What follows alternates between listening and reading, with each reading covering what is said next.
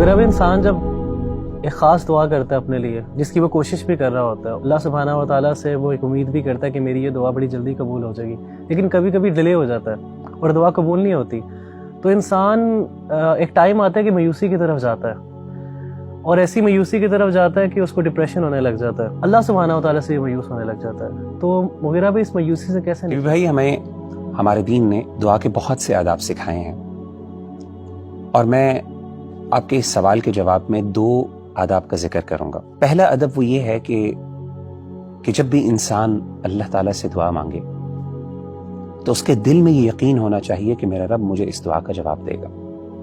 ادعوا اللہ وانتم موقنون بالاجابہ، کہ تم اللہ تعالیٰ سے اس طرح دعا مانگو کہ تمہارے دل میں یہ یقین ہو کہ میرا رب مجھے اس کا جواب دے گا۔ اور ایک بڑی خوبصورت حدیث مجھے بڑی انسپائر کرتی ہے، وہ یہ ہے کہ نبی صلی اللہ علیہ وآلہ وسلم نے فرمایا، ان ربکم حیی کریم، تمہارا رب بہت ہی حیا والا ہے، وکریم، اور بہت کرم والا ہے، یستحیی، اس کو شرم آتی ہے، اس کو حیا آتی ہے، اذا رفع الرجل یدیہ، کہ جب ایک بندہ اپنے ہاتھوں کو اس کی بارگاہ میں اٹھاتا ہے، ان یردہما صفرا، کہ ان کو وہ خالی لوٹا دے۔ دوسرا ادب نبی بھائی جو میں سمجھتا ہوں کہ ہم عام طور پہ بھول جاتے ہیں، وہ یہ ہے کہ دعا مانگتے ہوئے جہاں پہ ہمارا بھرپور یقین ہونا چاہیے کہ ہمارا رب جواب دے گا، وہاں پر ہمیں اللہ تعالیٰ سے حسن ظن بھی ہونا چاہیے۔ یعنی دعا کو بغیر حسن ظن کے مانگنا، یہ دعا جو ہے رائے گاں ہو جاتی ہے۔ یہ حسن ظن کا مطلب کیا ہے؟ یعنی اللہ کے بارے میں حسن ظن رکھنا، اس کا مطلب کیا؟ میں آپ کو سیدنا زکریا علیہ السلام کی مثال قرآن مجید سے دیتا ہوں۔ سورہ مریم کے اندر اللہ تعالیٰ نے حضرت زکریا علیہ السلام کی دعا مانگنے کی ایک پوری منظر کشی کی ہے، بڑے خوبصورت الفاظ ہیں۔ اللہ تعالیٰ فرماتے ہیں، قال رب انی وہن العظم منی واشتعل الرأس شیبا۔ حضرت زکریا کہتے ہیں کہ اے میرے رب، میری ہڈیاں کمزور ہو گئیں، واشتعل الرأس شیبا، اور میرے بال سفید ہو گئے۔ میں آسان الفاظ میں پیرافریز کر کے بیان کر رہا ہوں۔ ولم اکن بدعائک رب شقیا، لیکن اس کے باوجود اے اللہ، کبھی بھی جب بھی میں نے تم سے دعا مانگی، یعنی اے اللہ، میں نے جب بھی تجھ سے دعا مانگی ہے، کبھی میں تیری دعا سے مایوس نہیں ہوا، نامراد نہیں ہوا۔ اچھا، یہ دعا تو اللہ تعالیٰ سے مانگی بڑے خوبصورت انداز میں، یعنی عاجزی اور انکساری دیکھیں، لیکن اس کے ساتھ ساتھ یقین بھی ہے کہ اللہ، کبھی آج تک میں مایوس نہیں ہوا، نامراد نہیں ہوں۔ اب میں ذرا آپ کو حسن ظن کی مثال دیتا ہوں۔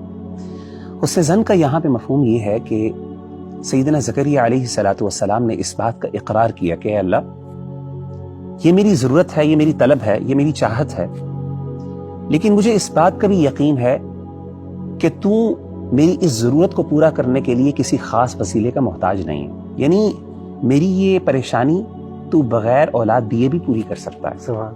اب دیکھیں قرآن مجید میں دوسری جگہ پہ اللہ تعالیٰ نے ان کے حسن ظن کے بارے میں کس خوبصورت انداز سے ذکر کیا۔ قرآن مجید کی آیت ہے، وَزَكَرِيَّا إِذْ نَادَىٰ رَبَّهُ رَبِّ لَا تَذَرْنِي فَرْدًا وَأَنتَ خَيْرُ الْوَارِثِينَ، کہ زکریا نے اپنے رب کو پکارا اور کہا کہ اے میرے رب، لا تذرنی فردن، مجھے اکیلا نہ چھوڑ، وَأَنْتَ خَيْرُ الْوَارِثِينَ، اور تو بہترین نگہبان ہے، وارث ہے۔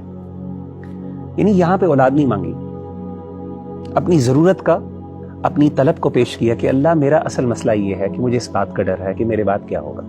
جو انسان کو سب سے زیادہ خوف ہوتا ہے کہ جب میں اس دنیا سے رخصت ہو جاؤں گا تو میرے گھر والوں کا کیا ہوگا، میری بیوی کا کیا ہوگا، میرے والدین کا کیا ہوگا، لیکن ساتھ اس بات کا اقرار کر دیا، اللہ تو بہترین وارث ہے۔ کیا مطلب ہے؟ سب سے بہترین نگہبان تو ہے۔ یعنی ضروری نہیں ہے کہ مجھے اولاد ملے، لیکن یہ پتا ہے اس بات کا کہ تو میری ضرورت کو پورا کر سکتا ہے، کیونکہ تجھ سے بہتر نگہبان کوئی ہو نہیں سکتا۔ میری اولاد سے بھی بڑھ کر تو میرا نگہبان ہے، میرے گھر والوں کا نگہبان۔ تو ان آیات پر سبحان اللہ میں کبھی غور کرتا ہوں نا، تو مجھے اس بات کا احساس ہوتا ہے کہ آج کل ہمارے ہاں بہت بڑا مسئلہ یہ ہے، جب ہم اللہ سے دعا مانگتے ہیں تو بعض اوقات تو ہمیں یقین ہی نہیں ہوتا کہ ہمارا رب جواب دے گا، اور بالفرض اگر یقین ہو بھی جائے تو اس کے باوجود بعض اوقات ہم اللہ کے بارے میں حسن ظن نہیں رکھ پاتے۔ ہم سمجھتے ہیں کہ شاید میرا مسئلہ تبھی حل ہو سکتا ہے جب یہ خاص چیز مجھے مل جائے۔ ہمارے انبیاء نے اور ہمارے جو رسول تھے، انہوں نے اپنی زندگی سے اس بات کو واضح کیا کہ اللہ ان چیزوں کا محتاج نہیں ہے۔